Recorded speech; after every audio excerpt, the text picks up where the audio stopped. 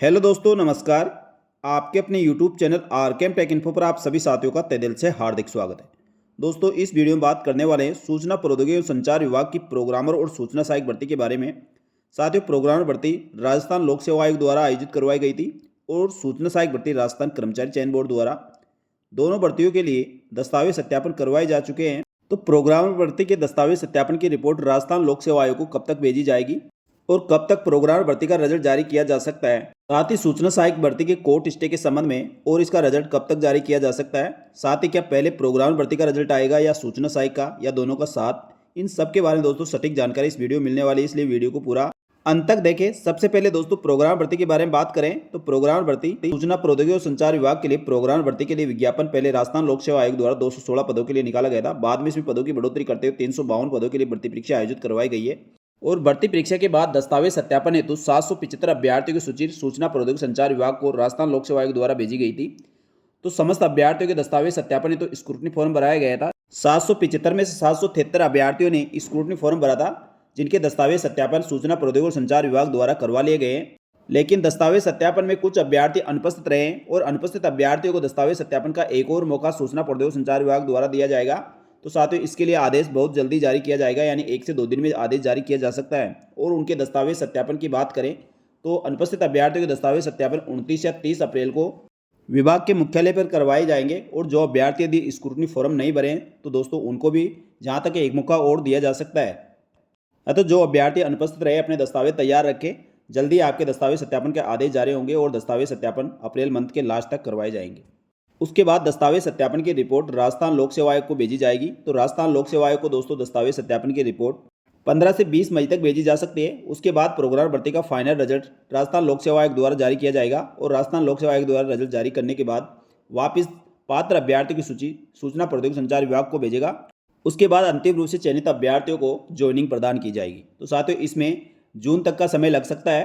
तो जैसे ही दोस्तों दस्तावेज सत्यापन की रिपोर्ट भेजी जाती है, उसके बाद 15 से 20 दिन में प्रोग्राम भर्ती का रिजल्ट जारी किया जा सकता है, यानी जून के लास्ट तक प्रोग्राम भर्ती का फाइनल रिजल्ट जारी करने की पूरी संभावना है। इसके बाद बात करें दोस्तों सूचना सहायक भर्ती की, तो सूचना सहायक भर्ती राजस्थान कर्मचारी चयन बोर्ड द्वारा पहले 2730 पदों के लिए विज्ञापन जारी किया गया था। फिर इसमें पदों की बढ़ोतरी करते हुए 3415 पदों के लिए एग्जाम करवाने के बाद टाइपिंग टेस्ट और टाइपिंग टेस्ट में सफल रहे अभ्यर्थियों की सूची मेरिट क्रमानुसार राजस्थान कर्मचारी चयन बोर्ड द्वारा जारी की गई थी। उसके बाद सूचना प्रौद्योगिकी संचार विभाग द्वारा पदों के लगभग 1.5 गुना अभ्यर्थियों के दस्तावेज सत्यापन और पात्रता की जांच हेतु स्क्रूटनी फॉर्म भरवाया था। स्क्रूटनी फॉर्म भरने के बाद उनके दस्तावेज सत्यापन सूचना प्रौद्योगिकी संचार विभाग द्वारा कर लिए गए और दस्तावेज सत्यापन की रिपोर्ट राजस्थान कर्मचारी चयन बोर्ड को 12/3/2025 को भेजी जा चुकी है। दस्तावेज सत्यापन में एब्सेंट कैंडिडेट 32 थे, कंडीशनल वाले 47 थे, ओके जिनका डाटा था वह 4849, ऑन होल्ड का 375, साथ ही प्रोविजनल में 29 और रिजेक्ट के 113। इस प्रकार टोटल 5445, जिसमें नॉन टीएसपी के 4948 और टीएसपी के 497 अभ्यर्थियों का डेटा राजस्थान कर्मचारी चयन बोर्ड को भेज दिया गया है और राजस्थान कर्मचारी चयन बोर्ड अब इसके आगे कार्रवाई करके रिजल्ट जारी करेगा। जिन अभ्यर्थियों का डेटा ऑन होल्ड रखा गया था उसमें नॉन टीएसपी के 330 और टीएसपी के 45, यानी टोटल 375 अभ्यर्थी थे। तो जिन अभ्यर्थियों का डेटा संबंधित यूनिवर्सिटी से वेरीफाई हो गया है, ऐसे लगभग 250 अभ्यर्थियों का डेटा राजस्थान कर्मचारी चयन बोर्ड को फिर से भेज दिया गया है। लेकिन दोस्तों अभी भी कई अभ्यर्थियों का डेटा है, जैसे उनका डेटा वेरीफाई हो जाता है तो उसकी वेरीफाई होने के बाद उनका डेटा भी राजस्थान कर्मचारी चयन बोर्ड को भेज दिया जाएगा और यदि डेटा वेरीफाई नहीं होता तो उसको प्रोविजनल या उनको रिजेक्ट में डाल दिया जाएगा। साथ ही जिन अभ्यर्थियों के दस्तावेज सत्यापन की रिपोर्ट में कंडीशनल, प्रोविजनल और रिजेक्ट रखे गए हैं, इनकी लिस्ट क्या राजस्थान कर्मचारी चयन बोर्ड जारी करेगा या सूचना प्रौद्योगिकी विभाग, इसका दोस्तों अभी तक स्पष्ट नहीं है।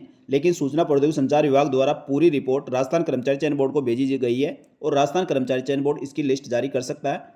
लेकिन इन अभ्यर्थियों की सूची न तो राजस्थान कर्मचारी चयन बोर्ड द्वारा जारी की गई है, न ही सूचना प्रौद्योगिकी संचार विभाग द्वारा, जिससे अभ्यर्थियों को ये भी पता नहीं चल रहा कौन अभ्यर्थी रिजेक्ट रहे हैं, कौन से प्रोविजनल है और कौन से कंडीशनल में रह गए।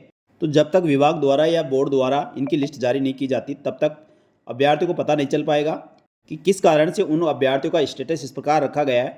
तो सूचना सहायक भर्ती के अभ्यर्थी को इसको भी सार्वजनिक करवाने का प्रयास करना चाहिए।